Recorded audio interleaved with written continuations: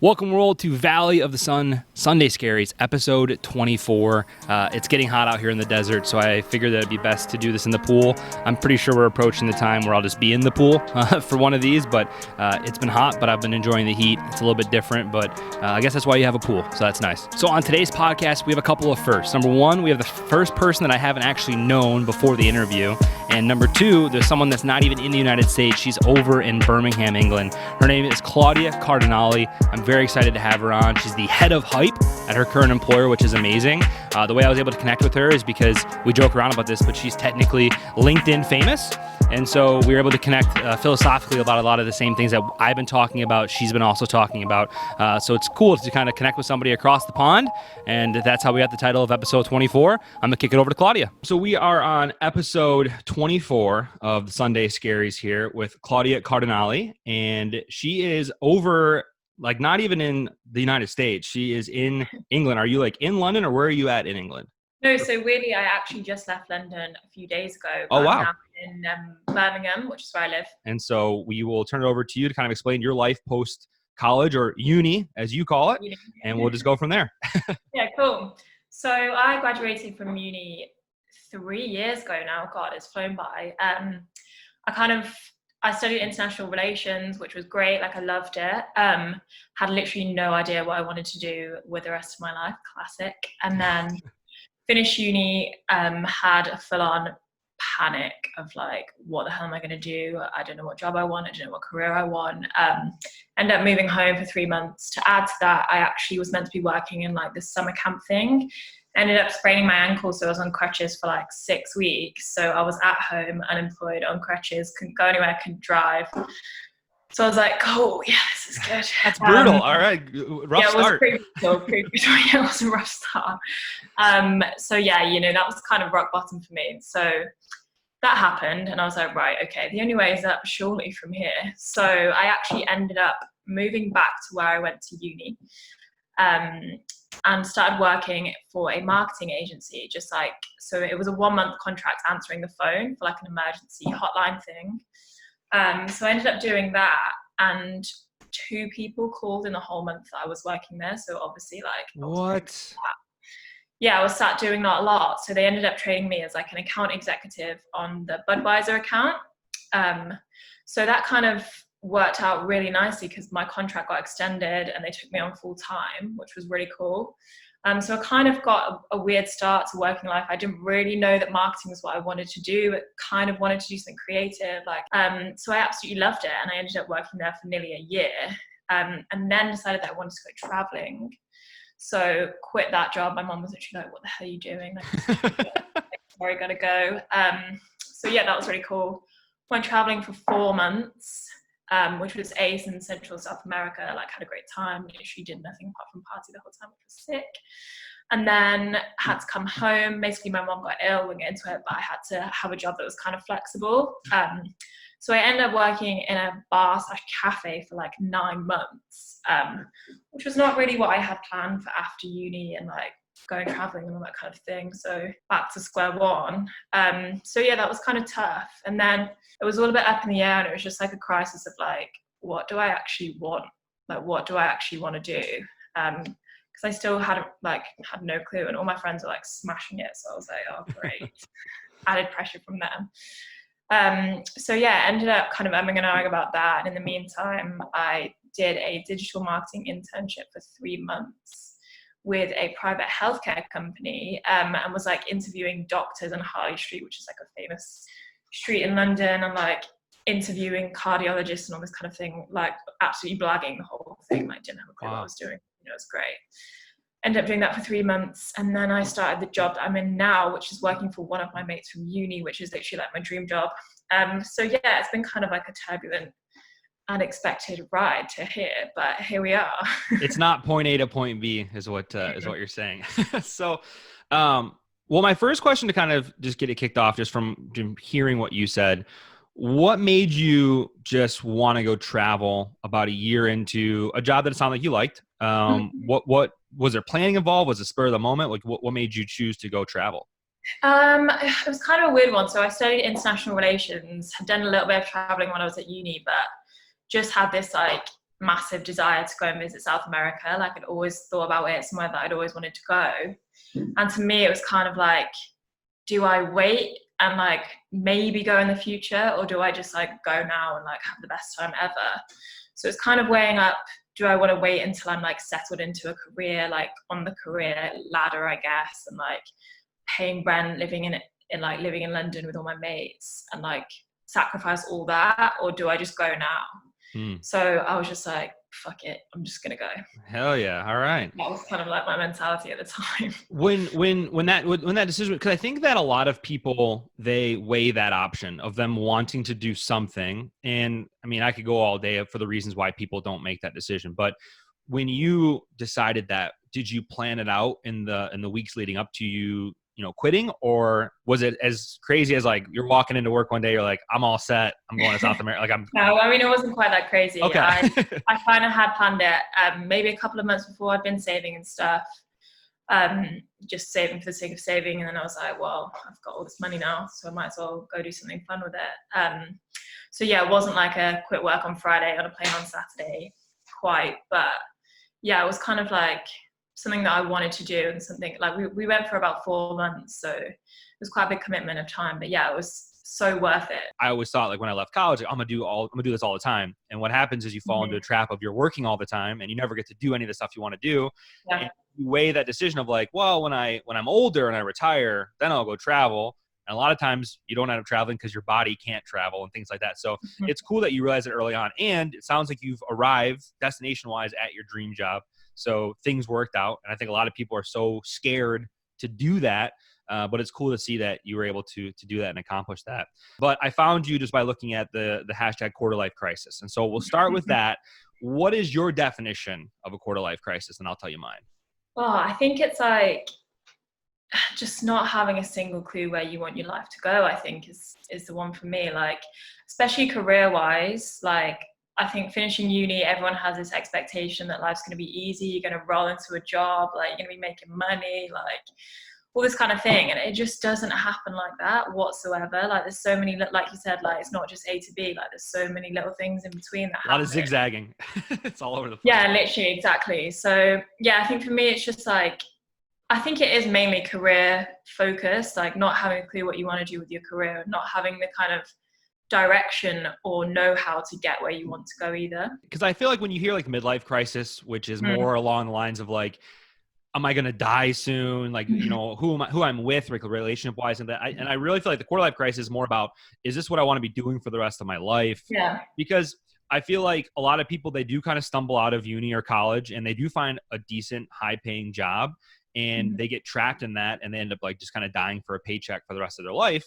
Yeah. And so for me, what I've been exploring throughout the course of this year is, why do people stay with where they're at? Why do people, make career moves, things like that? And so for me, the quarter life crisis is mainly like, is this what I was put on this earth to do? Because you do your work for 20, 30, 40 years in a lot of cases. And if you don't enjoy it, that's a tough life to live. And I'm sure that you've probably seen, or you've lived through that with some of the kind of the odd stuff you did in between a lot of the jobs. Yeah, definitely. I think as well, like for me, I knew something that I was willing to not sacrifice was I knew that I wanted to do something that I love. And like, as much as it might not pay the most, or like I might not live where I want to live, like the actual job that I do is something that I love. And like, I didn't want to sacrifice that for anything really, which I suppose is kind of lucky that I knew that I wanted to do that. Some people have literally no idea even what they love. Like, I guess I'm fortunate in that sense, in that I know what I want. Like, I know what I enjoy. I think it's much more difficult for people that literally have no idea what they want. But I think just try everything. Yeah. Like, just try anything and everything, because how do you know if you love something unless you haven't tried it? Two ways you kind of figure out what you love to do. Either one, you're in the camp of like, you already know and you have a good idea. And that's probably the small portion of people. But I feel like a lot of people, when they go to their job and they're there for 4, 5, 6, 7 years, like you know what you love to do about your job, but you are too afraid to make a career move that focuses more on what you love, because then you're starting over. Maybe you're making less money in the beginning. And I think that part is pretty tough. I mean, if you want to kind of talk about, your experience with that. That'd be great. Yeah, for sure. I think for me, like when I was at uni, I just didn't think about what I wanted to do because I didn't know. So I was like, I'm just going to avoid it. I'm going to bury my head in the sand. I'm just not going to think about it until I absolutely have to. And all my friends were absolutely smashing it, getting jobs here, moving to London, like nailing life basically. And I was just like, nope, not going to think about it, not going to think about it. So I think when they all started killing it, I was like, oh God, I really need to sort my life out. But now it's kind of come back around a bit because we're maybe 3-4 years down the line and I'm doing something that I love now, and they're all coming to realize that, oh shit, what I actually started doing, I don't really like. And they're suddenly in they're like on the brink of getting promoted and all that kind of thing. And they're suddenly going to have to take a pay cut to start doing something that they actually enjoy, whereas I haven't got to that point yet. So it's like I'm now ahead of the game because they're coming back around to start doing something they actually like. So yeah, it's just been a bit of a turbulent one, and I think it's different for everyone. Like they thought that that's what they wanted at the time because it was moving to London and like it's on a good salary and all that kind of thing, whereas a couple of years into it, it's like not what they thought. Yeah. And that's a good thing to kind of to transition into right there. So I think a lot of people, they struggle because of what you saw early on, which is everyone in your mind is crushing it, right? They're doing Oh yeah. the thing, they're moving to the best city in your country. They have all these jobs, and you never, you only see the life that people show you, like on Instagram and things like that, right? So what is your advice for people that, let's say they're leaving uni, they're surrounded by people that are, in their mind crushing it? Like, how do you help them kind of keep their blinders on and focus on what they want to 100%. I think so when I was working in the cafe, actually, my boss at the time, like I was going for a full crisis at this point because I was like, oh my God, I'm going to get home and I don't know what to do. Yeah. And she was just like, Cloud, like I'm 40 years old and I've only just figured out what I want to do. Like she owned the cafe, was absolutely loving it. She was like, there's time. Like there's plenty of time to figure out what you want. Like you're 23, like don't worry. And I think there's this massive pressure to absolutely kill it the second that you walk out of uni. And like it doesn't need to be. Like take the extra time to figure out what you actually want, because that short-term sacrifice possibly is going to be the long-term gain, because that extra bit of time you take to figure things out, or like go traveling or see this place or try this job, is going to be what long-term pays out. Whereas if you just jump into something, like everyone else might be killing it, but like you say, you don't know what's happening behind the scenes. Like they might be coming home from work crying every day because they hate it. So just try not to compare yourself. It's difficult, but like everyone goes at their own pace, and what's happening one year might be completely, like, look what's happened in the last year. Like who would have ever predicted this situation? Like you just don't know what's going to happen. So just make the most of what you're doing right now, I think. I think it's crazy to think that no matter where you're at in your life, you got problems, right? So I think a lot of people, they think that, if you're not working, that you have your problem because you don't have any money. And then I know tons of people that are making $200,000, $300,000, $400,000 a year that have their whole other set of problems, and they're not happy either. And so it's just so crazy to think no matter where you're at, you're probably not happy unless you are in a role that you do love, that you love what you do. And so it's funny because our generation, I think, cares a lot more about this than a lot of the generation that come before us, because they choose to take pay cuts and they choose to go to different places, things that our parents probably wouldn't do. Like, for the most part, like the generation above us and the one above that, it's more about find a safe job, be there for 20, 30 years, don't leave, you'll be a job hopper. And so it's just so funny to see that in our world now, it's like, no, we're going to keep hopping until we find what we want to do.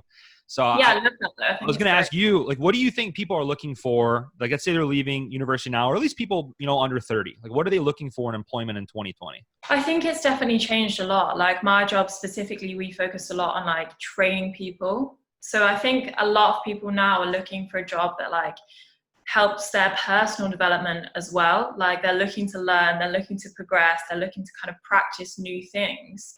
And I think if I was an employer, that's what I would be focusing on to get the best talent is, okay, yeah, you can work here for a year, but if you stay for 5 years, this is where you're going to be and we can help you get there, I think is really important. And I think as well, like company culture is a massive thing for me. And I was actually thinking about it just because of the whole lockdown situation here. Like suddenly all the like bells and whistles on everything have been taken away, like the swanky offices and like the fancy like pubs and stuff around, like they're just not there anymore. So your job is literally what you do when you're sitting at your desk, and that's it. So people in these like amazing offices have now just got their job, and the company culture is no longer like where you are, it's what you're doing. So I think that's really important as well, and that like people have the chance to showcase their own ideas and like get given the chance to run with their own work as well, I think is really important. Nice. Yeah, I was trying to find the meme, if you will, before I hopped on here, but there was this meme that I saw where it was just this couple, they were sitting in like a diner, and I know it was from, you know, your guys' neck of the woods, because it said, you know, graduate uni, get married, get a job, buy a house, pay off house, die. And I was like, this is life, you know? And so, I mean, why do you think it is that people our age, that's not the path that they want to choose? Like, how did this happen? Where did we, and I know it's a loaded question, but like, how do we arrive here? I think everyone's expectations have changed a bit. Like people are much less willing to settle for something. Like I think now that we do have like Instagram and all that kind of thing, we can see what other people are doing and we can see what other people are getting. And everyone's much more ambitious to be like, you know what, hey, like I want that too. So people are willing to kind of work harder and maybe sacrifice the family life for a little bit longer to get what they want earlier on. So let's, and this is something maybe you could help out with, right? So let's say people are graduating today, right? They're graduating in like the weirdest, craziest time in recent memory. What do they do?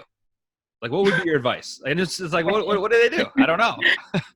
I mean, I've had a lot of people messaging me on LinkedIn and stuff asking this exact question. And I've just said to them all, like, don't stress, like, don't worry, because firstly, you're worrying about something that you literally cannot control at all. Mm-hmm. Like, who knows what's going to happen next month, let alone next week at this point in time. Like, I know it's very difficult because the whole way through school and uni, you're kind of programmed to keep going, keep moving forwards. And you're not really, like, given time to give yourself a break. And I think now is like the perfect time to just like take a second, think about what you want, like take some online courses, do some reading, like try some really random things, like say something you never thought you would want to do, like try it. Why not? Like figure out what you actually want, because I think that's the hardest part of life, literally, is thinking what do I want to spend the next 50 years doing? So I think if you literally just graduated today, then like just take 5, like hang up your hat for a minute and chill. That would be my advice, I think. I like that. Just chill.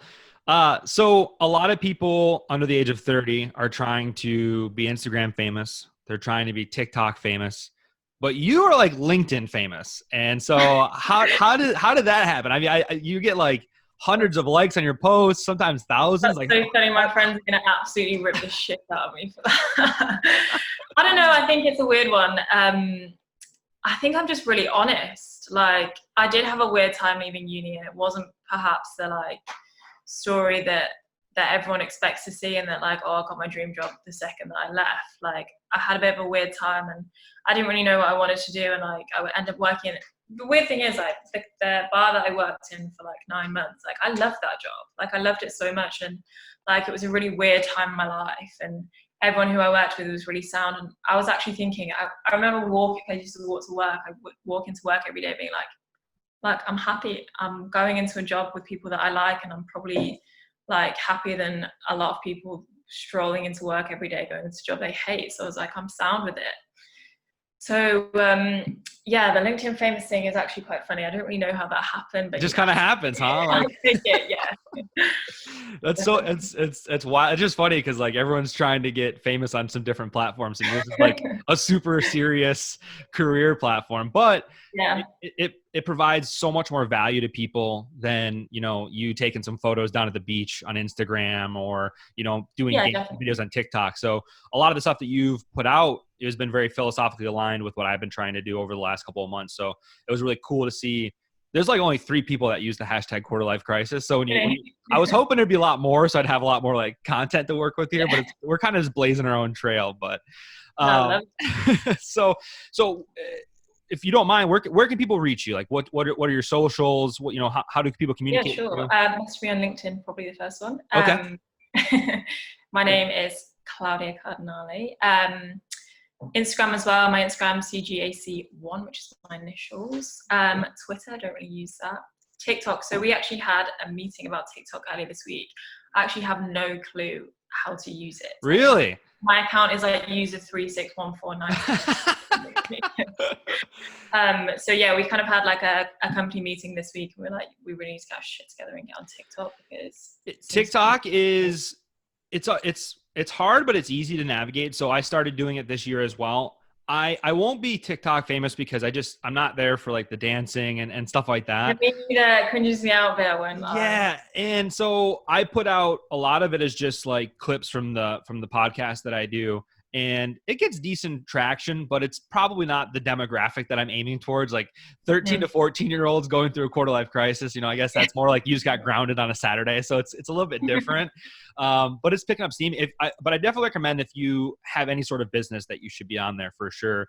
Yeah. Even if, I'm a big believer, like even if like you don't like generate any revenue from it, the awareness piece from people that are growing up right now, I think a lot of businesses are missing that because they're doing the same thing that me and you were like, oh, I'm not gonna go on TikTok. I'm not gonna do the dances. But a lot of those kids are eventually going to get jobs and buy stuff in the future. So it's so important. But I really appreciate you coming on. Yeah, no, Ralph, thanks so much for having me. It's been it's just nice to talk to people. And like, I think a big thing is that so many people go through this like literal course life crisis, and they're like, don't know what to do, and all you see really is the people that are smashing it. And LinkedIn is kind of bad for it. It's like obviously everyone updating their new jobs, and it's like, oh my god, just got an internship doing this, or like just got hired doing this, and it's like, that's fantastic and like buzzing that those people have done that. But there's also the people that have been slogging it and applying for jobs for months and had phone interviews and get to final stages of stuff and then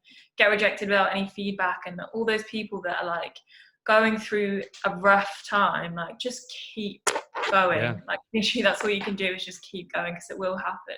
Yeah, I mean, just reading through your posts, I think that's something that has made you really authentic and separated yourself. I almost wish that when people posted like, here's my new job, they also posted, here are the 19 interviews I did, here's how long I was out of work. And I think people would be like, that's way cooler now than just like, you're a vice president now. Like, I think that I wish people posted like that, but that's something I thought that I was really appreciative of what you've been doing. And I think that, being LinkedIn famous, I think a lot of people, they feel the same way as well, but well, thank you so much. Hopefully down the road, we'll have you back on, and, once all of this craziness has subsided. Thank you again. Appreciate having you on, and we'll be talking to you soon.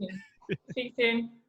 Claudia, thank you so much for coming on the podcast. I know that you're used to being the one that's doing the interviewing, but it was cool to have you on, that's for sure. I'm excited to have you on down the road and to collaborate with you in the future. With that being said, there is still a Black Lives Matter movement happening in the country. There is still a global pandemic happening in the country, and it's super important not to lose focus on that. So continue to educate yourselves, continue to learn. Don't let the 24-hour news cycle kind of stray you away from what's currently happening, because those real issues are still going on. I'm gonna head inside in the air conditioning because it is hot out here. My butt is frying. But as always, welcome to the Valley of the Sun.